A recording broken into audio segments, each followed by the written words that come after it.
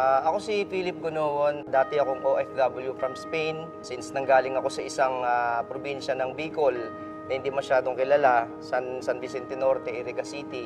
Sino nga ba mag-aakala na galing ako sa bundok? Sa totoo lang ho, lahat ng trabaho napasok ko na. Akala ko ho noon, pag nakarating ako ng Spain, magkakaroon na ng katuparan yung mga pangarap ko. Pero mukhang lalo ho kami nahirapan kasi ibang bansa ho yun. Wala akong pinagkaiba yun sa pinanggalingan ko.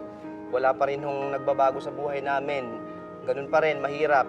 Ang pangarap ko lang naman talaga, mabigyan ng magandang kinabukasan yung pamilya ko. Hanggang sa salamat sa Diyos, dumating ang front row. From Spain po, walang nag-invite sa akin. Nakita ko lang, hindi ko inaasahan. Lumayo pa ako.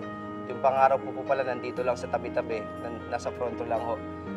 Isa sa mga pinakamagandang achievements ko, yung mga magulang ko po, hindi na sila nagtatrabaho kasi nabigyan ko na sila ng magandang negosyo. Galing ho yan sa front row. Yung nanay ko, never ko na nakita umiyak yan. Kasi dati ho, lagi umiiyak yan. Akala ko kung ano nangyayari. Yung pala, wala lang siyang pera. Sobrang saya dahil yung buhay namin mas magaan na.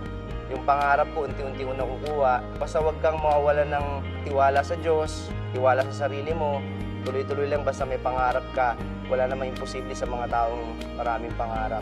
Kasi marami ko talaga akong pangarap. So, dito sa front row, lahat po yan maliwanag na.